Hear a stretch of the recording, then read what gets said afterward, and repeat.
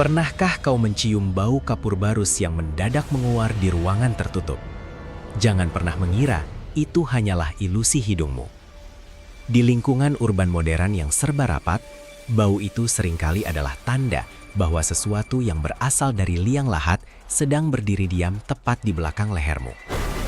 Inilah yang dialami Jumen, seorang pekerja kantoran yang menyewa sebuah unit apartemen murah tanpa jendela di lantai 13. Sebuah tempat peristirahatan yang pada akhirnya berubah menjadi kotak jebakan tanpa jalan keluar. Malam itu, jam di dinding menunjukkan pukul 2 dini hari. Hujan tidak turun, namun tiba-tiba saja udara di dalam ruangan Jumen berubah menjadi lembab dan pengap. Perlahan, aroma tanah basah mulai menyusup masuk.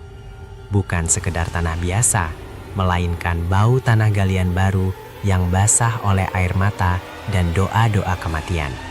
Jumen mencoba mengabaikannya, mengira itu hanyalah bau dari pipa pembuangan atau ventilasi pendingin ruangan yang kotor. Ia terus menatap layar, tidak menyadari bahwa aroma itu adalah langkah pertama dari sebuah invasi gaib. Hanya dalam hitungan belasan menit, aroma tanah galian itu berganti wujud. Bau tajam kapur barus dan bunga melati yang layu mendadak meledak, memenuhi setiap sudut ruangan tanpa jendela tersebut. Bau itu begitu pekat, hingga terasa pahit di pangkal lidah Jumen. Ia bangkit dari kursinya, memeriksa mesin pendingin ruangan, mencari celah dari mana bau kematian ini berasal. Di apartemen modern setinggi ini, sangat mustahil ada tetangga yang sedang mengurus jenazah di tengah malam buta. Kesunyian pun mulai terasa menekan gendang telinganya. Hawa dingin yang tidak wajar mulai menusuk pori-pori kulitnya, membuat bulu kuduknya meremang secara serentak. Jumen mengusap lengannya yang gemetar. Pandangannya perlahan terseret ke sudut ruangan dekat lemari pakaian yang tidak tersentuh cahaya. Di sana, kegelapan tampak lebih padat, seolah bayangan itu memiliki volume dan massa. Di saat inilah, insting purba manusia di dalam diri Jumen berteriak, memperingatkan bahwa ia tidak lagi sendirian di dalam ruangan berbentuk kotak beton tersebut. Ada sesuatu yang tak kasat mata sedang mengamatinya lekat-lekat. Dengan panik, Jumen melangkah mundur dan mencoba memutar kenop pintu utama untuk melarikan diri dari teror sensorik yang mencekik paru-parunya. Namun, pintu itu terkunci rapat, seolah menyatu dengan kusennya. Bau kapur barus kini bercampur dengan aroma nanah dan daging busuk, menandakan bahwa entitas itu semakin mendekat. Setiap tarikan napas terasa seperti menelan udara dari dalam kuburan yang baru saja ditutup. Jumen terjebak.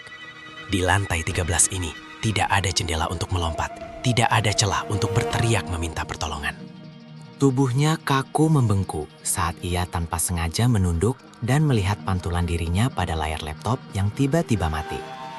Layar hitam itu menjadi cermin mimpi buruknya. Di sana, terpantul jelas apa yang sejak tadi membawa aroma kematian ke kamarnya.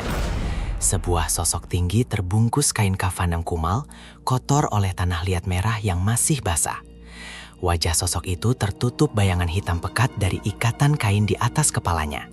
Benda itu tidak melayang jauh, melainkan berdiri kaku hanya sejengkal di belakang punggungnya. Jumen bahkan tidak berani menelan ludahnya sendiri. Ia bisa merasakan hawa dingin yang luar biasa memancar dari sosok gaib tersebut, mengelus tengkuknya dengan lembut namun mematikan. Bau anyir darah, tanah kuburan, dan kapur barus menyumbat hidungnya, membuat pandangannya berkunang-kunang.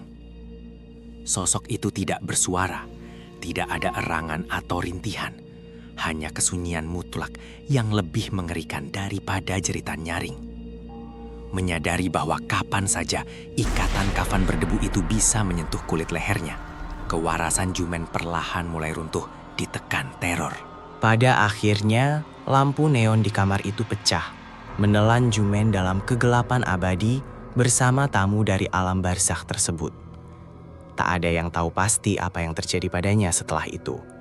Hanya kamar nomor 1304 yang kini selalu mengeluarkan aroma melati dan kapur barus setiap pukul 2 dini hari. Ingatlah cerita ini baik-baik.